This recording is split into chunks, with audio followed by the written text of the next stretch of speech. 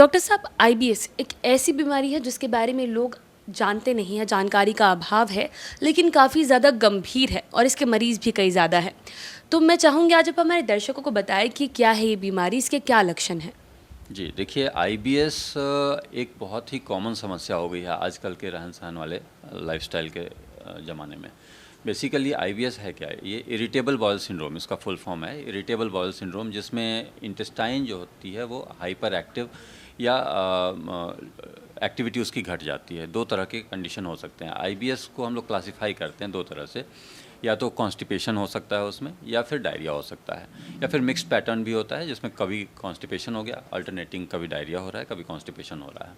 तो ये बहुत ही जटिल समस्या होती है और बहुत लंबे समय तक चलती है। तो आईबीएस बेसिकली एक ऐसी समस्या है जिसमें कई कारण होते हैं, उसके फैक्टर्स बहुत होते हैं जिसकी वजह से आईबीएस की समस्या डेवलप होती है। उनमें से एक होता है इन्फेक्शन। अगर किसी को बहुत सीवियर एब्डोमिनल इन्फेक्शन हुआ हो, इंटेस्टाइन का इन्फेक्शन हुआ हो, बहुत लंबे समय तक लूज मोशन चला हो और उसके बाद से कई बार उसको ये समस्या परसिस्ट कर जाती है कि उसके बाद से पेट में दर्द होना, लूज मोशन होना, पेट फूलना, पेट में जलन होना, इस तरह की समस्याएं बार बार आती रहती हैं। तो ये बेसिकली इन्फेक्शन तो ख़त्म हो गया लेकिन उसका असर इंटेस्टाइन पे रह जाता है, तो ये आईबीएस में कन्वर्ट हो जाता है। दूसरा पार्ट होता है कि अगर किसी को ऑटो इम्यून कंडीशन हो जिसमें इंटेस्टाइन की एक्टिविटी अपने आप ही बढ़ जाती है या घट जाती है, तो ये कारण भी एक हो सकता है जिसकी वजह से आईबीएस की समस्या डेवलप होती है। तीसरा कारण होता है स्ट्रेस रिलेटेड। किसी को अगर तनाव रेगुलर रह रहा हो उसकी वजह से इंटेस्टाइन एक होता है ब्रेन गट एक्सिस, जो दिमाग और पेट का एक कनेक्शन होता है। जब भी दिमाग पर स्ट्रेस पड़ेगा वो अपना स्ट्रेस शेयर कर देता है स्टमक के साथ और इंटेस्टाइन के साथ, तो उसकी वजह से इंटेस्टाइन की एक्टिविटी बढ़ जाती है और फिर डायरिया या कॉन्स्टिपेशन चालू हो जाता है, उसके साथ पेन होने लगता है।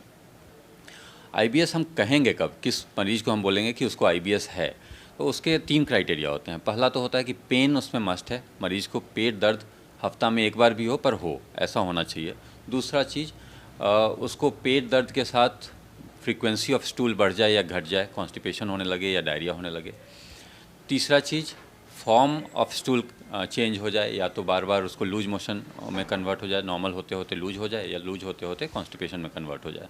तो ये जब होगा तब उसको हम लोग आईबीएस में क्लासिफाई कर देते हैं। अब इसके लक्षण क्या होंगे, तो पेट दर्द हो गया, कॉन्स्टिपेशन हो गया और डायरिया, यही 3 मेन लक्षण होते हैं। उसके साथ कई एसोसिएटेड सिम्टम्स भी होते हैं, जैसे पेट फूला फूला रहना, नींद नहीं आना, बेचैनी होना, घबराहट होना, धड़कन बढ़ जाना, इस तरह की समस्याएं भी आईबीएस के मरीजों में जिनको स्ट्रेस के लक्षण ज़्यादा होते हैं उनके साथ आती है। तो एक चीज़ हमेशा ध्यान देने का होता है कि अगर कोई भी मरीज़ अगर हम आईबीएस के रूप में ट्रीट कर रहे हैं तो उसके एंजाइटी वाले इश्यूज़ जो हैं उनको सॉल्व करना बहुत ज़रूरी होता है, क्योंकि अगर किसी का एंजाइटी परसिस्ट करेगा और आईबीएस आप ट्रीट करना चाहते हैं और एंजाइटी पे ध्यान नहीं देंगे तो वो कभी भी ठीक नहीं होगा। तो एंजाइटी प्लस आईबीएस दोनों को साथ साथ लेके चलना पड़ता है। उसको आप उसके साथ साथ खान पान में कुछ चीज़ों की ज़रूरत होती है, जैसे फॉडमैप डाइट होता है जिसमें हम लोग कुछ चीज़ें खाने से मना करते हैं और कुछ चीज़ें आप कंटिन्यूस खा सकते हैं। इसमें जैसे कुछ खान पान में परहेज़, जैसे मैं बता दूं आपको कि दूध से बनी चीज़ें परहेज़ करनी होती हैं। दूध हो गया, चाय हो गया, सेवई खीर हो गया, दही मट्ठा, ये सब खा सकते हैं।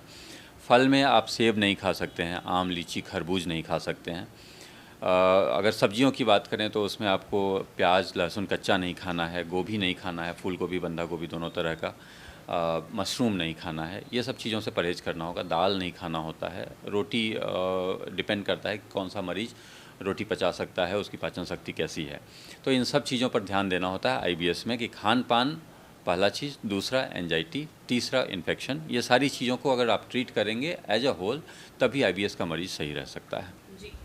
डॉक्टर साहब, एक आखिरी सवाल इस वीडियो के लिए यही करना चाहूँगी कि इस बीमारी का इलाज, इसमें वक्त कितना लगता है। देखिए आईबीएस एक ऐसी समस्या है जो रिकर करती है। रिकर का मतलब वो बार बार उसमें टेंडेंसी होती है आने की।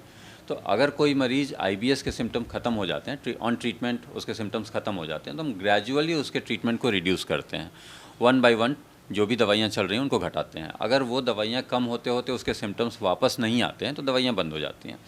पेशेंट हो सकता है अगले साल भर, 2 साल, 3 साल, 4 साल ये सिम्टोमेटिक रहे, पर वो कभी भी वापस आ सकता है, वो सिम्टम्स वापस आ सकते हैं।